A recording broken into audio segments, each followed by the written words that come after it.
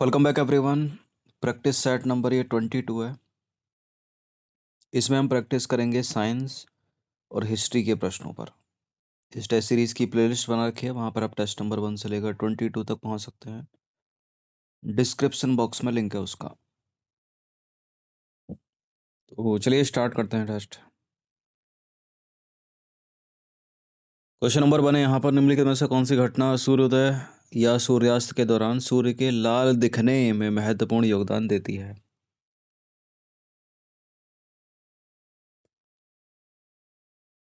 देखिए, इस तरह के एग्जाम्पल पूछे, उदाहरण पूछे, जैसे कि आकाश का नीला दिखाई देना, समुद्र का नीला दिखाई देना, सूर्य का सूर्यास्त या सूर्योदय के दौरान लाल दिखाई देना, ये सब होता है प्रकाश के प्रकीर्णन से, यानी स्कैटरिंग ऑफ लाइट से। ठीक है, जहाँ रंगों का होता है। बी है इसका आंसर।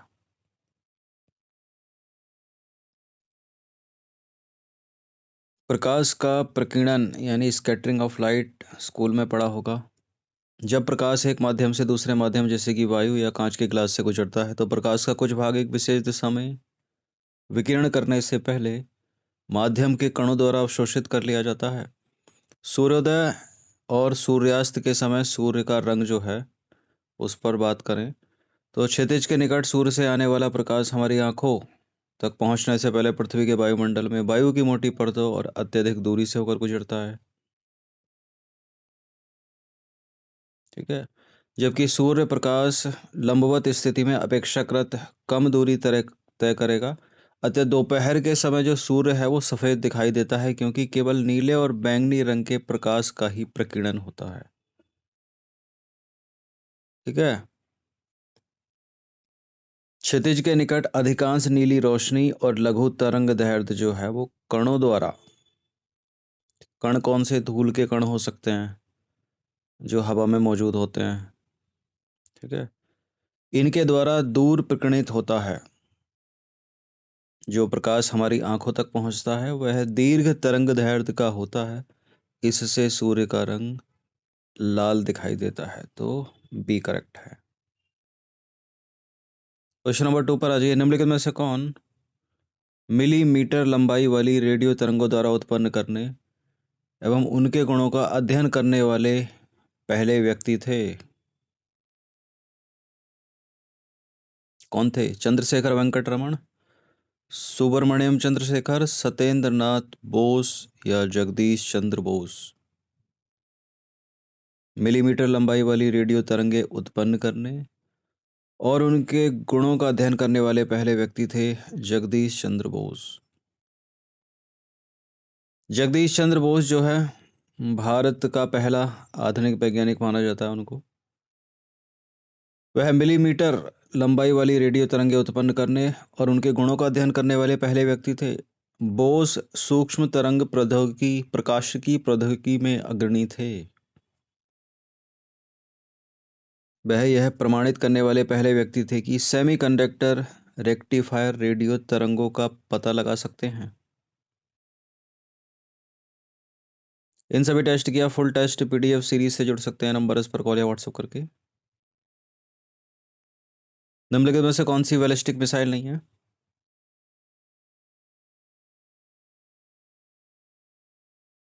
धनुष एक बैलिस्टिक मिसाइल है, पृथ्वी एक बैलिस्टिक मिसाइल है, अग्नि की जितनी भी सीरीज बैलिस्टिक मिसाइल है। लेकिन जो ब्रह्मोस है ना, वो एक क्रूज मिसाइल है, उसमें भी सुपरसोनिक क्रूज मिसाइल है ब्रह्मोस। तो ए है इसका आंसर। पहले देख लेते हैं बैलिस्टिक मिसाइलों को। देखिए, बैलिस्टिक मिसाइलें जो हैं वो मानव रहित रॉकेट हैं जो प्रक्षेप पथ का अनुसरण करते हैं और इनका एक निर्धारित मार्ग होता है। इसे ईंधन जलने के बाद बदला नहीं जा सकता। ठीक है, इन्हें केवल उड़ान की संक्षिप्त अवधि के दौरान निर्देशित किया जा सकता है तथा इंजन परिणामी थ्रस्ट को नियंत्रित करता है। अपनाया गया प्रक्षेप पथ ऐसा है कि एक बार रॉकेट का इंजन मिसाइल को आगे बढ़ाता है तो मिसाइल की उड़ान केवल गुरुत्वाकर्षण से प्रभावित होती है। इन मिसाइलों में प्रक्षेपित करने के लिए भूमि आधारित एवं जहाज आधारित दोनों सुविधाओं का उपयोग किया जा सकता है। पृथ्वी, अग्नि, धनुष इसके उदाहरण हैं बैलिस्टिक मिसाइल के। अब आ जाइए क्रूज मिसाइल पर। यह एक पायलट रहित स्वयं नेविगेटिव मिसाइल है जो बेहद कम ऊंचाई वाले प्रक्षेप पथ पर उड़ान भरती है। ये परवलय पथ के बजाय क्षैतिज रूप से उड़ते हैं और इन्हें उच्च सटीकता के साथ लंबी दूरी तक हथियार पहुंचाने के लिए डिज़ाइन किया गया है। इन्हें हवा, जमीन, सतह के जहाज या पनडुब्बी से लॉन्च किया जा सकता है। वे कम ऊंचाई वाले प्रक्षेप पथ के कारण दुश्मन की पकड़ से भी प्रभावी ढंग से बच सकते हैं। ब्रह्मोस क्रूज मिसाइलों का एक उदाहरण है। ठीक है, उसमें भी सुपरसोनिक क्रूज है। सूची एक को सूची दो के साथ सम्मिलित करेंगे। नीचे दिए गए कूट का प्रयोग करके सही उत्तर का चुनाव करेंगे। यहाँ विटामिन की कमी से कौन कौन से लक्षण हो जाते हैं उनको मैच कर दीजिए। विटामिन डी की कमी से सूखा रोग हो जाता है। ए से नाइट ब्लाइंडनेस हो जाती है। B1 से बेरी बेरी और सी से स्कर्वी।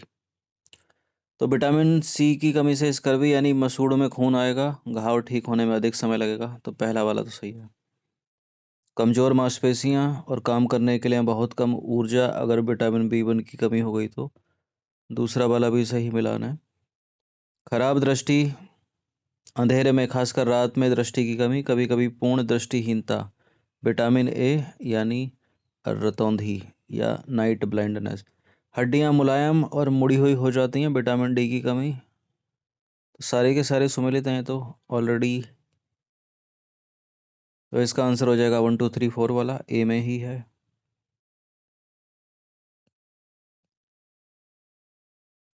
विटामिन ए की कमी से रतौंधी यानी नाइट ब्लाइंडनेस, B1 से बेरी बेरी, सी से स्कर्वी, डी से रिकेट्स।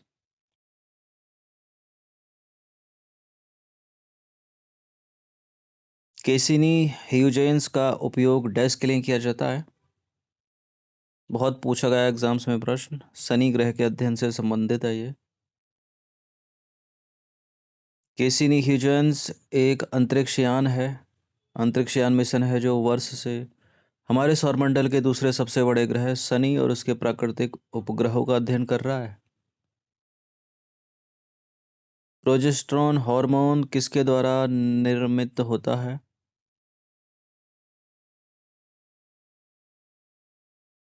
टेस्टोस्टेरोन से संबंध हो सकता है, डी का।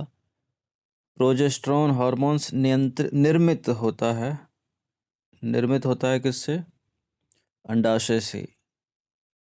प्रोजेस्टेरोन और एस्ट्रोजन दोनों के दोनों फीमेल हार्मोन्स हैं, टेस्टोस्टेरोन एक मेल हार्मोन्स है।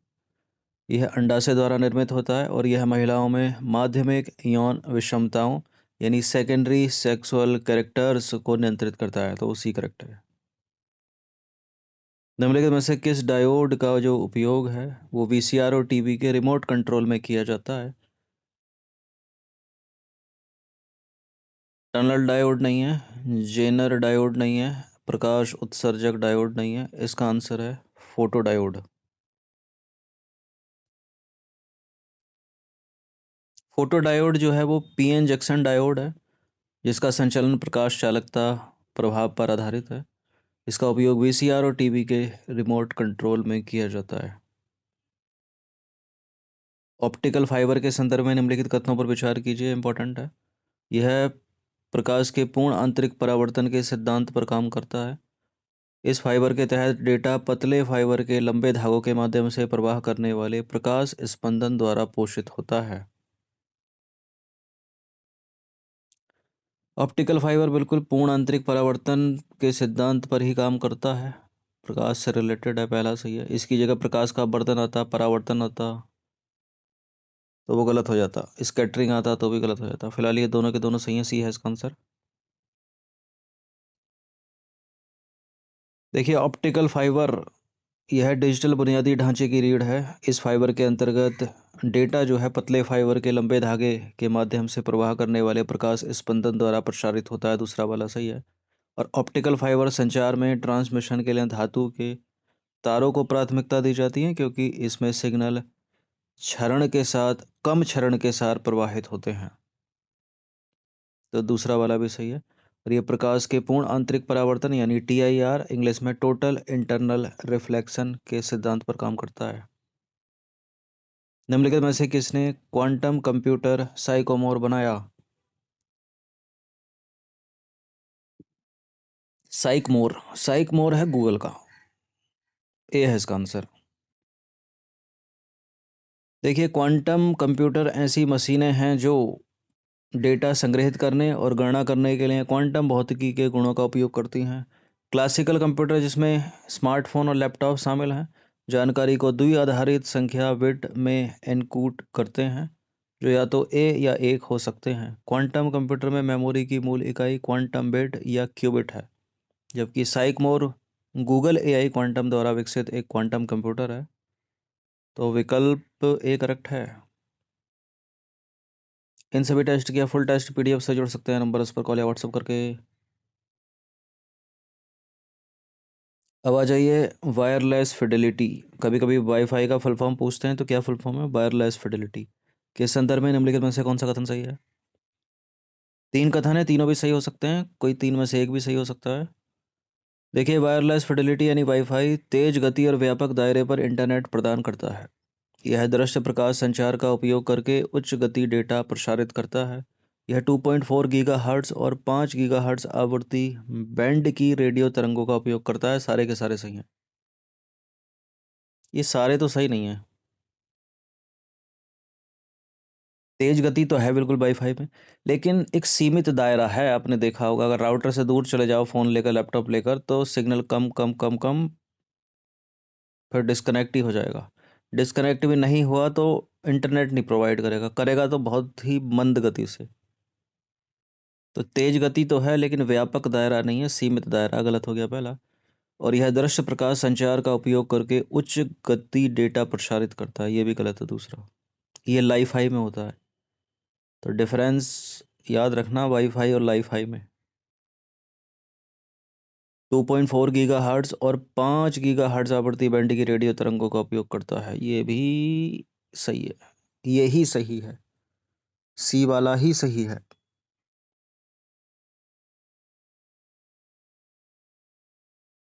देखिए, तार रहित संचार हैं सारे, वायरलेस कम्युनिकेशन, ठीक है। इसमें वाईफाई हो गया, इससे अच्छा बाई मैक्स हो गया, इन दोनों से अच्छा है लाईफाई। तो वायरलेस फिडेलिटी यानी वाईफाई, यह हाई स्पीड वायरलेस इंटरनेट एवं नेटवर्क कनेक्शन प्रदान करने हेतु आवृत्ति बैंड 2.4 गीगाहर्ट्ज़ एवं 5 गीगाहर्ट्ज़ की रेडियो तरंगों का उपयोग करता है। तो सी वाला ही सही है। बाई मैक्स क्या है? सूक्ष्म तरंग पहुंच के लिए विश्वव्यापी अंतर प्रचालनता, यह फुल फॉर्म इसकी। यह 2.3 गीगाहर्ट्ज़ से 5.8 गीगाहर्ट्ज़ की आवृत्ति का उपयोग करता है। हालांकि यह उपयोग करने वाले देशों पर निर्भर करता है।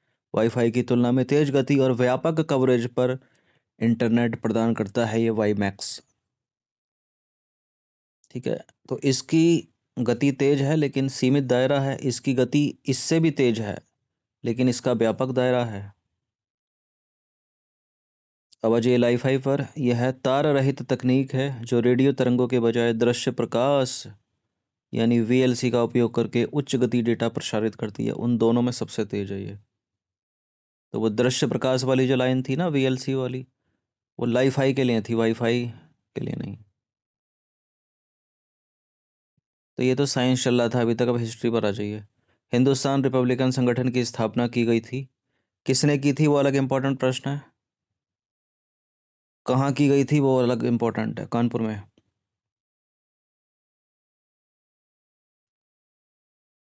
ब्रिटिश भारत में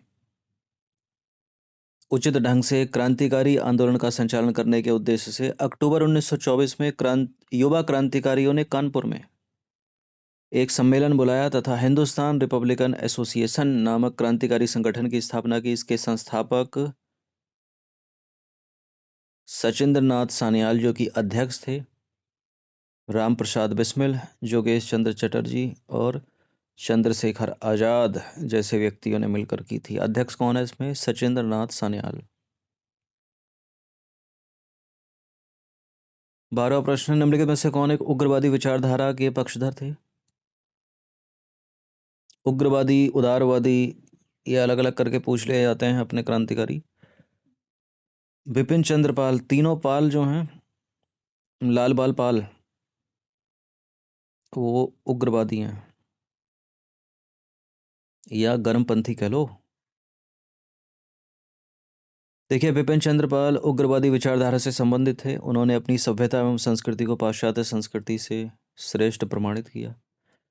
इनका लाला लाजपत राय एवं बाल गंगाधर तिलक के साथ एक त्रिगुट था, जिसे संक्षिप्त में लाल बाल पाल कहा जाता है। लाला लाजपत राय, बाल गंगाधर तिलक, बिपिन चंद्र पाल। निम्नलिखित में से किसने मथुरा के कृष्ण मंदिर को नष्ट किया था? मथुरा के कृष्ण मंदिर को नष्ट किया था किसने? औरंगजेब। 1670 में औरंगजेब ने मथुरा के कृष्ण मंदिर को नष्ट किया था। इस कृष्ण मंदिर को किसने निर्मित किया था? वीर सिंह बुंदेला ने। विद्वानों द्वारा रचित पुस्तकों के संदर्भ में निम्नलिखित युग्मों पर विचार करना है और कौन सी इसमें सही है, कितनी सही होंगी। पंच सिद्धांतिका, बृहत संहिता, अभिज्ञान शाकुंतलम। अभिज्ञान शाकुंतलम तो कालिदास की है, ये तो सभी को पता होगा। बृहत संहिता वराहमिहिर की है। आर्यभट्ट की रचनाएं हैं आर्यभट्टियम, पंच सिद्धांतिका नहीं है। तो केवल दूसरा ही तीसरा सही सुमेलित भी है इसका आंसर। पंच सिद्धांतिका किसकी है? वराहमिहिर की है, जिनकी बृहत संहिता है। ठीक है। आर्यभट्ट की आर्यभट्टियम है, अभिज्ञान शाकुंतलम कालिदास। मोस्ट इंपॉर्टेंट है सारी की सारी। 15 प्रश्न है। प्राचीन भारत की कला के संदर्भ में निम्नलिखित कथनों पर विचार करेंगे। दो कथन है, कौन सा सही होगा इनमें? मौर्यकालीन सिंह की मूर्ति वाले शीर्ष स्तंभ को भारत सरकार ने राष्ट्र चिन्ह के रूप में स्वीकार किया है। भारतीय और यूनानी शैली के मिश्रण से गांधार शैली का जन्म हुआ। बहुत पूछते हैं, गांधार शैली का जन्म किन शैलियों के मिश्रण से हुआ? भारतीय और यूनानी शैली के मिश्रण से, करेक्ट है। बिल्कुल, राष्ट्र चिन्ह के रूप में ही अपनाया है, मौर्यकालीन ही है वो सिंह की मूर्ति। मौर्यकालीन पालिशदार सिंह की मूर्ति वाले शीर्ष स्तंभ को भारत सरकार ने राष्ट्रीय चिन्ह के रूप में स्वीकार किया है। भारतीय कला और यूनानी कला दोनों के तत्वों के सम्मिश्रण से एक नई कला शैली का जन्म हुआ, जो गांधार शैली के नाम से प्रसिद्ध है। बुद्ध की पहली प्रतिमा इसी शैली में है। नंबर 16 है। निम्नलिखित कथनों पर विचार करेंगे। दो कथन है यहाँ पर। हड़प्पा काल का समाज ग्रामीण समाज था। वैदिक काल में समाज अश्वरोही और पशुपालक दोनों था क्या? पहले तो सिंधु घाटी सभ्यता, इंडस वैली सिविलाइजेशन या हड़प्पा सभ्यता एक नगरीय सभ्यता थी। तो समाज नगरीय था, ग्रामीण नहीं था, ये गलत है पहला वाला। और वैदिक काल में समाज अश्वारोही तो था ही, पशुपालक भी था। तो दूसरा वाला ही सही है केवल। देखिए, हड़प्पा काल का समाज जो है वो नगरीय था, ग्रामीण नहीं था। वैदिक काल में समाज अश्वरोही और पशुपालक दोनों था, यानी इनको घोड़ों का भी ज्ञान है। हड़प्पा काल में घोड़ों का ज्ञान नहीं है, हड़प्पा वासियों को घोड़ों का ज्ञान नहीं था। ठीक है। सुदकोतता से घोड़े के अवशेष मिले तो हैं, वो ठीक है, वो बात एनसीईआरटी में है। लेकिन अगर स्टेटमेंट आता है कि हड़प्पा वासियों को घोड़ों का ज्ञान था, तो गलत कर देना, नहीं था। निम्नलिखित में से कौन से वैदिक काल में राजा की आय के मुख्य साधन थे? वैदिक काल में राजा की आय एक तो नजराना, नजराना के रूप में, और युद्ध में की गई लूट। ठीक है। टैक्स नहीं था। दूसरा तीसरा सी है इसका आंसर। देखिए, वैदिक काल में राजा की आय का मुख्य साधन युद्ध में की गई लूट था। वे शत्रुओं से संपत्ति छीनते और विरोधी जनजातियों से नजराना लेते थे। राजा को दिया जाने वाला यह नजराना बलि यानी चढ़वा कहलाता था। निम्नलिखित कथनों पर विचार करेंगे।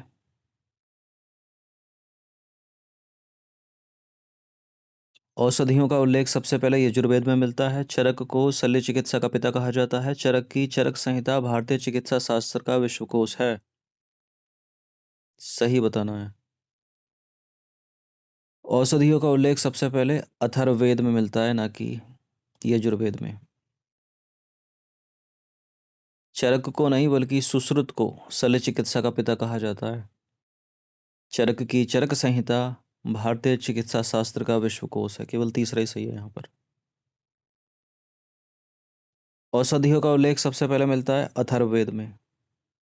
सुश्रुत को शल्य चिकित्सा का पिता कहा जाता है। सुश्रुत संहिता में सुश्रुत ने मोतियाबिंद, पथरी और अन्य बहुत से रोगों का उपचार शल्य क्रियाविधि से बताया है।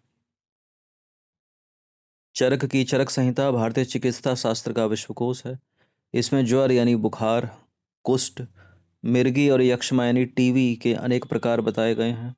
इस पुस्तक में बड़ी संख्या में उन पेड़ पौधों का वर्णन है जिनका प्रयोग दवा के रूप में होता है। तो यानी एक तरह से औषधियाँ हो गई ये।